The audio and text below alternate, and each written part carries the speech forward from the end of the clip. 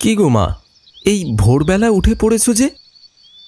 আমি তো সকালেই উঠি, কিন্তু এই সকালবেলা তুই উঠলি যে? আমরা এখন কি কেউ রাতে ঘুমোই যে সকালে উঠতে পারবো না? আমি তো কোনো কুল কিনারা খুঁজে পাচ্ছি না, কি করে যে সংসারটা চলবে।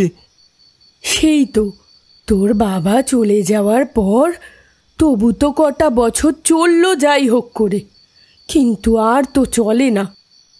আমি বলি কি, তুই প্রেসটা বেচেই দে, ওই টাকায় যে কটা দিন চলে। তুইও তো অনেক চেষ্টাই করলি, তেমন কাজ তো পেলি না। আজকাল কাজ পাওয়া এত সোজা নয় মা, তবুও তো চেষ্টার কোনো ত্রুটি রাখিনি। আর আজকালকার মানুষ বইপত্র কেউ কিছু পড়ে না, সবাই মোবাইল নিয়ে পড়ে আছে, প্রেস চলবে কি করে? কিন্তু ছোট্টবেলা থেকে ওই প্রেসে গিয়ে এমনই মায়া পড়ে গেছে যে বেচতে মন চায় না।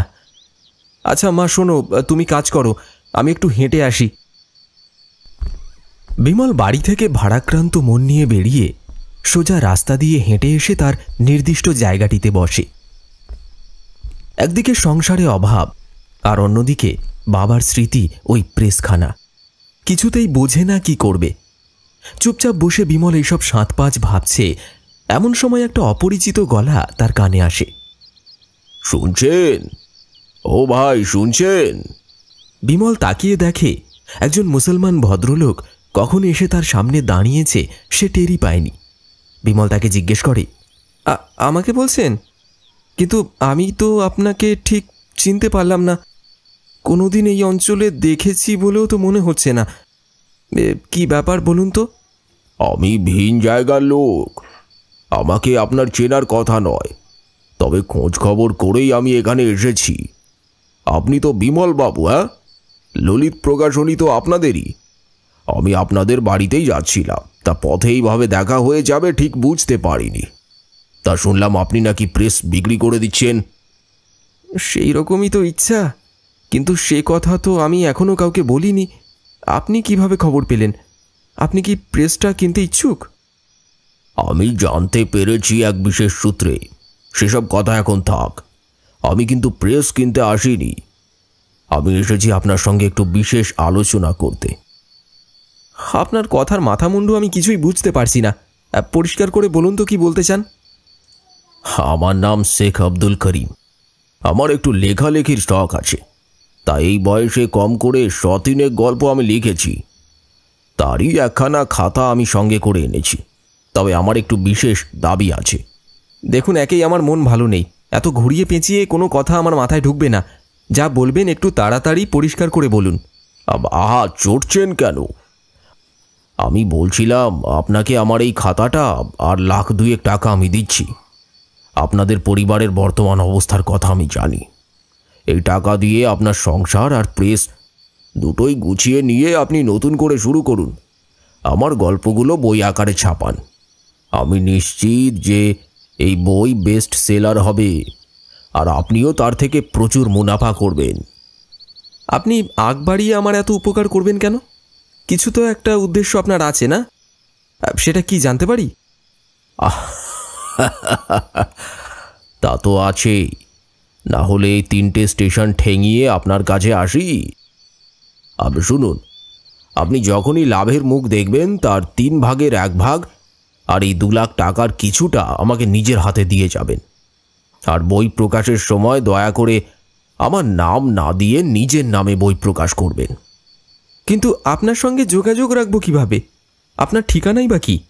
আর বিনা রসিদে আপনি এতগুলো টাকা আর আপনার পাণ্ডুলিপি আমাকে দেবেনই বা কেন? সেসব আপনাকে ভাবতে হবে না, আমার হাত অনেক লম্বা, আমি সব জানতে পারবো। খোঁজ খবর নিয়মিত রাখবো, সঠিক সময় আমি আপনার সঙ্গে যোগাযোগ করব। রসিদ আমার লাগবে না, আমি নিজে কোনোদিন কারোর সঙ্গে বেইমানি করিনি। আপনার বাবা ললিতবাবু এই অঞ্চলের সৎ মানুষ, এবং আপনাদের পরিবারের যথেষ্ট সুখ্যাতি আছে বলেই জানি। আশা করি আপনি আমার বিশ্বাসে আঘাত করবেন না। আজ তবে আসি, এগুলো আপনি রাখুন।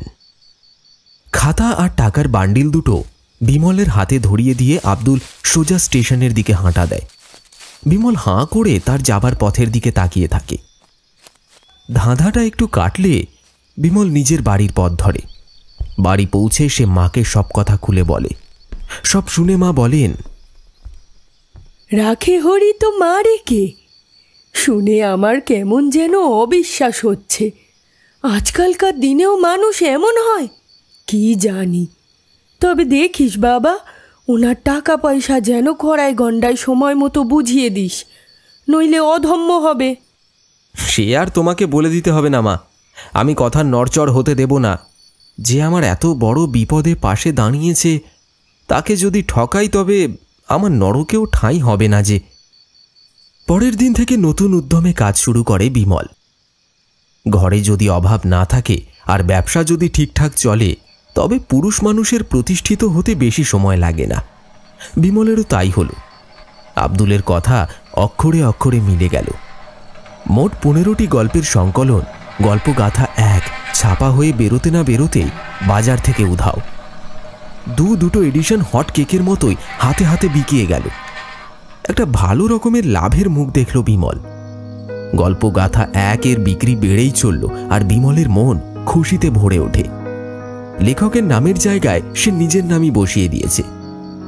খারাপ লাগছিল, কিন্তু আব্দুলের কথা মনে রেখে এইটুকু তাকে করতেই হয়। এত সুখের মধ্যেও কোথাও একটা কাঁটা যেন খচখচ করে বিঁধতে থাকে বিমলের মনে, কারণ আব্দুল তার সাথে আজও কোনো যোগাযোগ করেনি। এমনই ভাবনার মধ্যে একদিন হঠাৎ বিমলের মোবাইল ফোনটা বেজে ওঠে। একটা অদ্ভুত নম্বর ভেসে ওঠে। যেখান সেখান থেকে ফোন আসাটা এখন বিমলের কাছে সাধারণ ব্যাপার। সে অভ্যাস মতো কানে ফোনটা ধরে বলে, হ্যালো, ললিত প্রকাশনী থেকে বলছি। কেমন আছেন বিমল বাবু? আমি আব্দুল কথা বলছি। আরে বেশ লোক মশাই আপনি। আমি আজ কতদিন ধরে আপনার জন্য অপেক্ষা করছি আপনি জানেন? জানি জানি, সব খবরই রাখি। আমি তো বলেইছিলাম ঠিক সময় যোগাযোগ করব। সে যাকগে, আমি আপনার সমস্ত টাকা চুক্তি মতো গুছিয়ে রেখেছি। এখন বলুন কোথায় আমাকে যেতে হবে? আপনার কাছে আমি এই ব্যবহারটাই আশা করেছিলাম। মানুষ চিনতে আমার ভুল হয় না। আবার শুনুন, কাল আপনি দুপুরের আপ লোকাল ধরে ঠিক 3টে স্টেশন পরে ফুলবেড়িয়ায় নামবেন। আমি স্টেশনেই থাকব। আমাদের গ্রামে যেতে খুব বেশি সময় লাগবে না। আবার তাহলে কালকে দেখা হচ্ছে, ছাড়ি এখন। বিমলকে কোনো কথা বলার সুযোগ না দিয়ে আব্দুল ফোনটা কেটে দেয়। বিমল একটু অবাক হলেও তার সমস্যার সমাধান হচ্ছে জেনে অনেকটা নিশ্চিন্ত হয়। পরের দিন দুপুরের খাবার পর ফুলবেড়িয়া যাওয়ার ট্রেনে চেপে বসে। নির্দিষ্ট সময়ে ট্রেন এসে ফুলবেড়িয়ায় থামে। স্টেশনের বাইরে এসে বিমল দেখে দুপুরবেলা লোকজন কেউ কোথাও নেই। শুধু আব্দুল একা তার জন্য অপেক্ষা করছে। তাকে দেখে আব্দুল এগিয়ে আসে। এই তো ঠিক সময় মতো এসে পড়েছেন। এবার চলুন আমাদের গ্রামের পথ ধরে হাঁটা দিই। গল্প করতে করতে চলে যাব দুজনে। আমাদের সেইভাবে তো আলাপই হলো না। নিশ্চয়ই, আমিও কৌতূহল চেপে রেখেছিলাম এতদিন। আপনার সম্পর্কে বিশেষ কিছু তো জানাই হলো না। তবে একটা কথা সত্যি, ভালো জিনিসের কদর সবসময়ই থাকে। আপনার কথা যে এইভাবে ফলে যাবে এ আমি স্বপ্নেও ভাবিনি।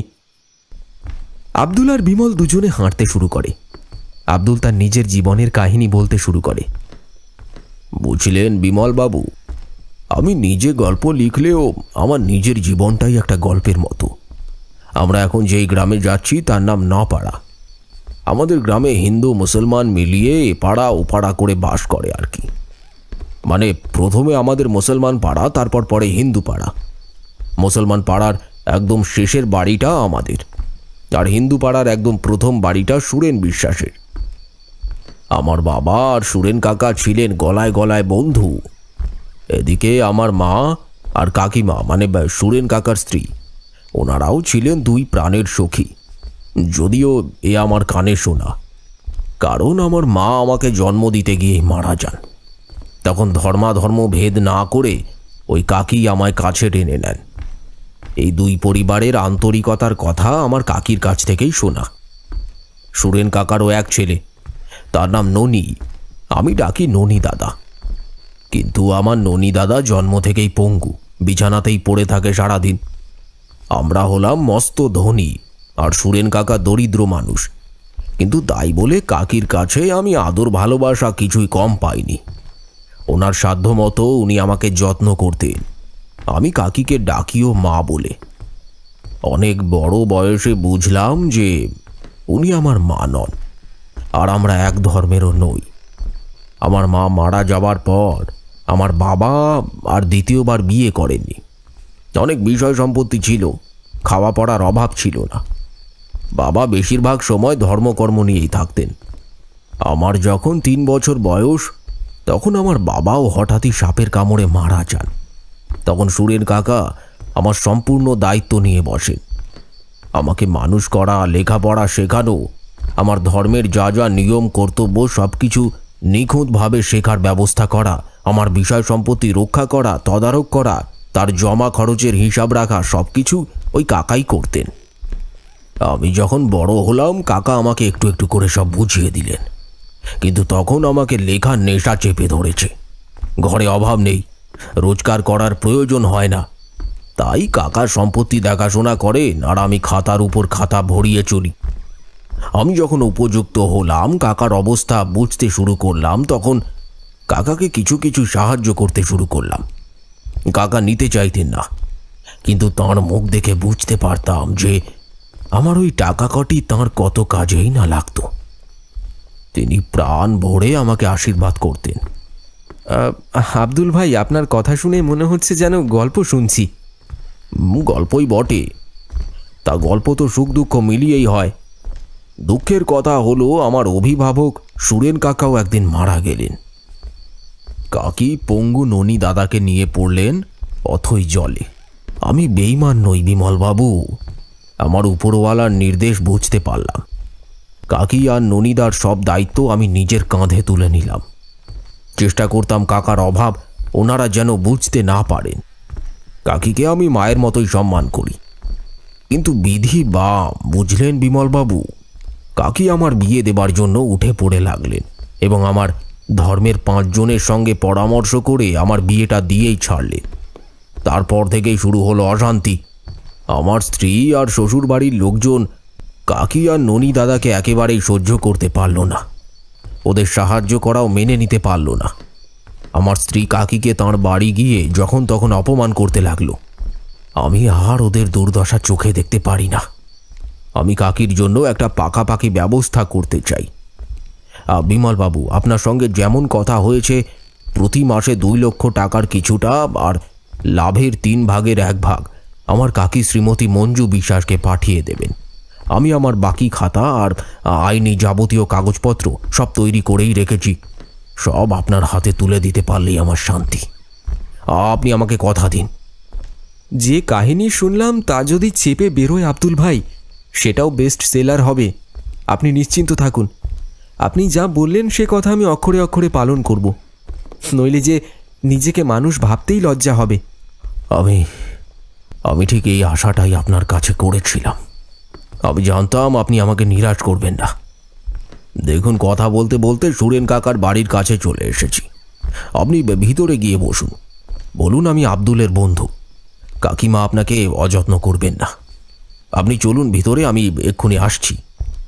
বলেই আব্দুল দ্রুত গতিতে বিমলকে ছাড়িয়ে সোজা রাস্তায় এগিয়ে যায়। বিমল একটু দোনমনো করে সুরেনবাবুর বাড়ির দরজায় আঘাত করে। দরজা খোলেন এক বয়স্ক মহিলা। বিমল বলে, আপনি কি আব্দুলের কাকিমা? হ্যাঁ বাবা, কিন্তু তুমি, আচ্ছা তুমি ভিতরে এসে বসো। বিমল ভিতরে এসে বসে। ভিতরে চৌকিতে শুয়ে আছে একটি পঙ্গু ছেলে। ওদের দেখে কষ্ট হয় বিমলের। তুমি কি আব্দুলের খবর এতদিনে পেলে? খবর মানে? ওর বন্ধুরা আমাকে চেনে সবাই, কিন্তু তোমাকে তো কোনোদিন দেখিনি, তাই। কি খবর আমাকে একটু খুলে বলবেন কাকিমা? আজ প্রায় 4 মাস হলো বাচ্চা আমার ঘুমের ভেতরেই স্বর্গে চলে গেছে। রোগ না ভোগ না, কেমন করে যে কি হলো আমি জানি না বাবা। শেষবারের মতো ওর মুখটাও আমায় দেখতে দিল না ওরা। আমি তো বুকে করে ওকে মানুষ করেছিলাম। কান্নায় ভেঙে পড়ে মঞ্জু কাকিমা। বিমল সব বোঝে, গাটা একটু কেঁপে উঠলেও হাজার সেলাম করে আব্দুলকে। মঞ্জুর কাছে সব ঘটনা চেপে যায়, তারপর বলে, তাহলে এখন আপনাদের চলছে কিভাবে? আব্দুলের কাকা মানে আমাদের ননির বাবা চলে যাবার পর আব্দুলই তো আমাদের সব দায়িত্ব নিয়েছিল। ওর সংসারে শত অশান্তিতেও আমার হাজার নিষেধে কোনোদিনও কোনো কষ্ট বুঝতে দেয়নি। কিন্তু সে চলে যাওয়ার পর সবই যে বন্ধ হয়ে গেল। এখনই পঙ্গু ছেলে ঘরে রেখে 3 বাড়ি ঠিকে ঝিয়ের কাজ করি, তাতেও আমার দুঃখ ছিল না। যদি আমার ছেলেটা বেঁচে থাকতো। আপনি কাঁদবেন না কাকিমা। আব্দুল ভাইয়ের কাছে আমি আপনাদের সব কথা শুনেছি। আব্দুল ভাই আপনাদের জন্য কিছু টাকা আমার কাছে গচ্ছিত রেখেছিল। সেই টাকা আজই দিতে আসার কথা ছিল। আজ থেকে প্রতি মাসে এই তারিখের ভিতরে আপনাকে আমি মানি অর্ডার করে টাকা পাঠিয়ে দেব। আপনার এক ছেলে নেই, আর এক ছেলে তো রইল। আমি থাকতে আপনার আর ননি দাদার কোনো কষ্ট হবে না। আজ আমি আসি কাকিমা, নইলে ফেরার ট্রেনটা ধরতে পারবো না। আর একদিন এসে আপনাদের হাতে পেট ভরে খেয়ে যাব। কিন্তু আমি তোমার কথা বিশ্বাসই করতে পারছি না। সে তো আমাকে এইসব কথা কোনোদিন বলেনি। আপনি বিশ্বাস না করলে কি হয়, যা সত্যি তা তো বদলানো যাবে না। নইলে খামোখা আপনাকে এতগুলো টাকা দিতেই বা আমি আসবো কেন বলুন তো? আর আপনাকে চিনবই বা কি করে? মঞ্জুর হাতে টাকার খামটা দিয়ে বিমল বাড়ি থেকে বেরিয়ে আসে। আব্দুলের বাকি গল্পের পাণ্ডুলিপি আর আইনি কাগজের আশা সেইখানেই ত্যাগ করে সে মনে মনে সংকল্প করে, যেভাবেই হোক, যতটুকুই হোক, যত দিন পারবে মঞ্জু কাকিকে টাকা পাঠাতে সে ভুলবে না। বাড়িতে ফিরতে বেশ রাত হয়ে যায় তার। রাতে কিছু খায়ও না। ঘটনাগুলো ভাবতে ভাবতে ঘুমিয়ে পড়ে এক সময়।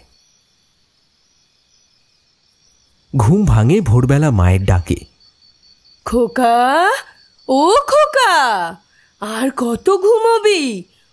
ওঠ ওঠ, এ কি তোর কাজের ছিঁড়ি? বিমল বিরক্ত হয়ে উঠে আসে। কি হলো তোমার? সাত সকালে পাড়া মাথায় করছো কেন? কি করলাম আমি? কি করলাম? রাতে এসে এইখানে খাতাপত্র নামিয়ে রাখে কেউ, ঘরে তুলতে নেই? আমি আবার কোথায় কি নামিয়ে রাখলাম? তুই কাল রাতে ফিরেছিস, সেই থেকে সদর দরজা বন্ধ। তাই এই খাতাগুলো কি এখানে ভূতে রেখে গেল? বিমল এগিয়ে এসে দেখে কতগুলো খাতা আর একটা খাম রাখা রয়েছে দুয়ারে। তার কিছুই বুঝতে অসুবিধা হয় না। সে হেসে বলে, ভূতই বটে মা, তবে ভীতিকর নয়, ইমানদার ভূত। মা ছেলের মুখের দিকে অবাক হয়ে তাকিয়ে থাকে। তবে গল্পের কিন্তু এখানেই শেষ নয়। খাতাগুলো হাতে নিয়ে বিমল ভাবে, আব্দুলকে তো এত সহজে পালাতে দেওয়া যাবে না। 2-4 দিন পর ললিত প্রকাশনীর বোর্ডটা পাল্টে যায়। তার বদলে জলজল করে আব্দুল ললিত প্রকাশনী। এমন নামের কথা কেউ জিজ্ঞাসা করলে বিমল শুধু মুচকি হাসে। কিন্তু ফুলবেড়িয়া নপাড়ার শ্রীমতী মঞ্জু বিশ্বাসের নামে টাকা পাঠাতে তার কখনো ভুল হয় না।